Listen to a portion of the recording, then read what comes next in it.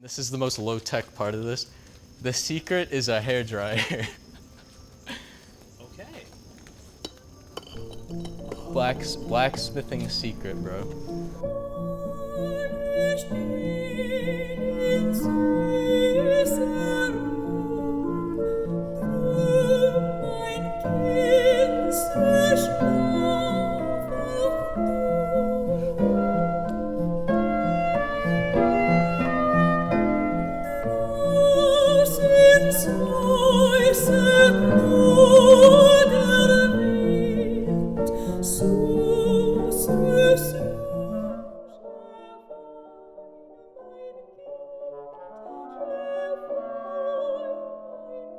Oh, fun things to have a passion about. Yeah, right? You can literally make anything you want. Like, you need a new kitchen knife, you need a coat hanger, you need a weapon. Yeah. Just make it. So, yeah, what do you think the best lighting is? Just like sitting in the chair? Actually, let's get some axes in the background.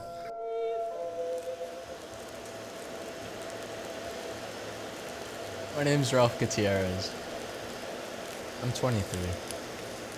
I'm from Baldwin, Long Island, and that's about like 40 minutes from the city. My passion is making artwork, painting, and blacksmithing.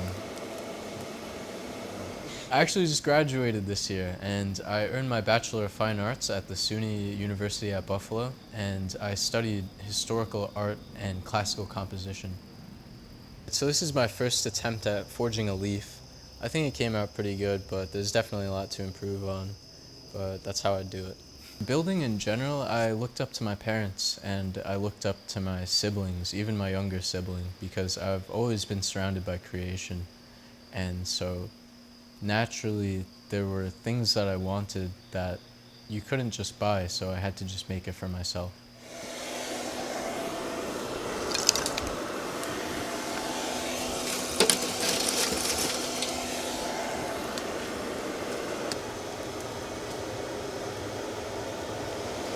I think for this specific project that I'm doing right now, I'll do something a little decorative. I'll make a leaf, like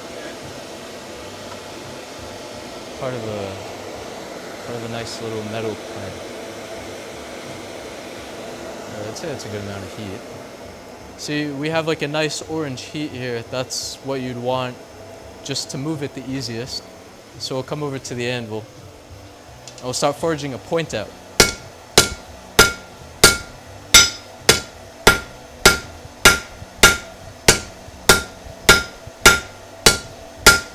So I'm twisting it every quarter turn because I want the end of it to become a point. So I'll go over to the edge of the anvil, kind of true that up.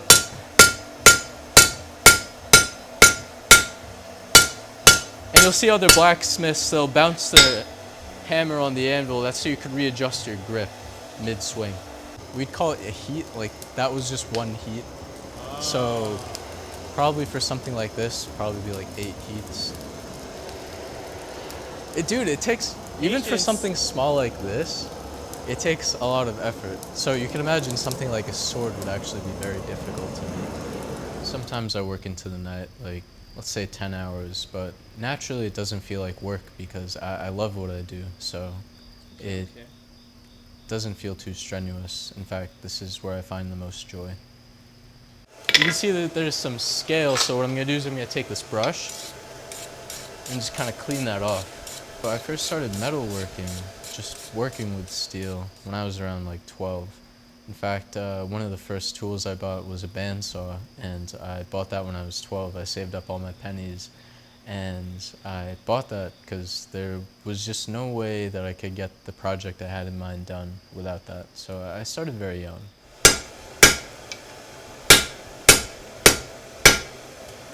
I'll go with that.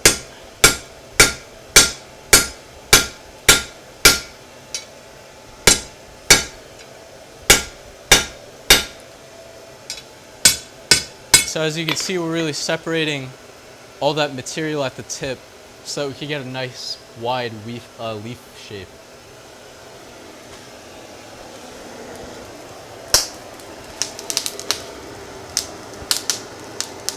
So, when I was starting off metal smithing and just metalworking in general, I never thought that I'd have an anvil this nice in my lifetime. And so this is the original A1 91 model. This was made in Kolsva, Sweden in the 1920s to 1930s. Definitely before World War II. And what makes an anvil like this so special is the amount of rebound it has. So if I were to drop this ball bearing on the concrete, it doesn't have much bounce. So you're losing energy every time something strikes it. So with an anvil, you want to have a lot of rebound so that as you drop the hammer onto your workpiece, it pinches the material and really moves it and sculpts it. So this is the rebound on this anvil. That's pretty good. It's about that's about 90%. And so when it's heat treated like this, to have that springiness, it also becomes much tougher, much harder. It doesn't deform as easily, and you can do years of work on this. This one's about 100 years old. I've done an uncountable amount of projects. Personal projects, like thousands, definitely. And you know, growing up, I was in construction, working for my dad's company. I would learn skills of the trade, and just being surrounded by my family in general. I was just always building, just always up to something. This is my favorite hammer. It's about 2 pounds, nice hickory handle, linseed oil finish. My best friend Hannah got me this. Hannah Hannah Batsford. She got me this when I turned 20. So, thank you.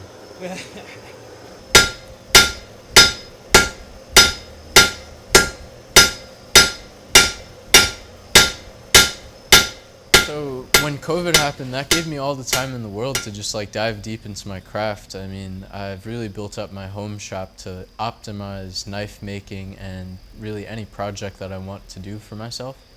And being at home all the time during COVID, it really was just like a Saturday every day.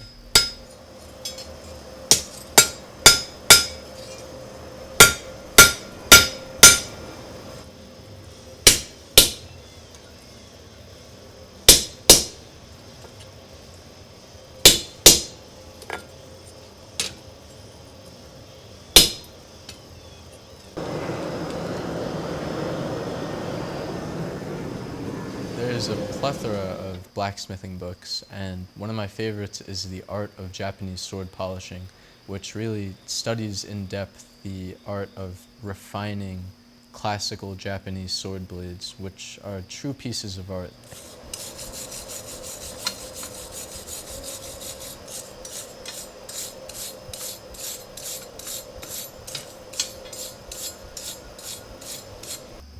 And then I'll cut it using the angle grinder.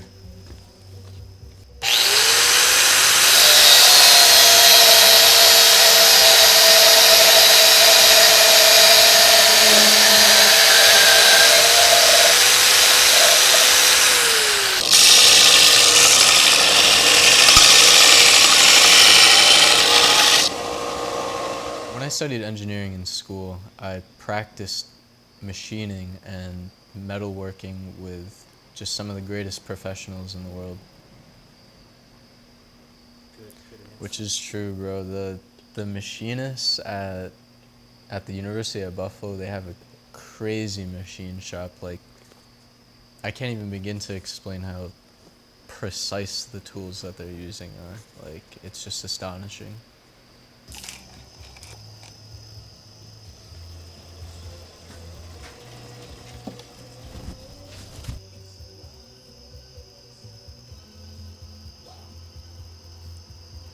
There you go. That's how you do it.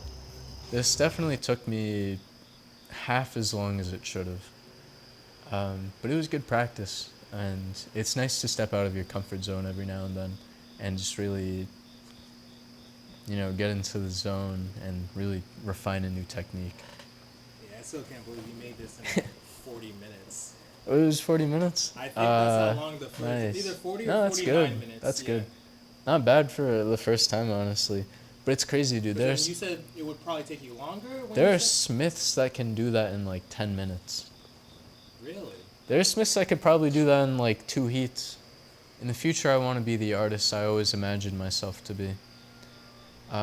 As a kid, I would finish my lunch quickly, and I would go and get a piece of computer paper just so I could draw on it and just be free with that.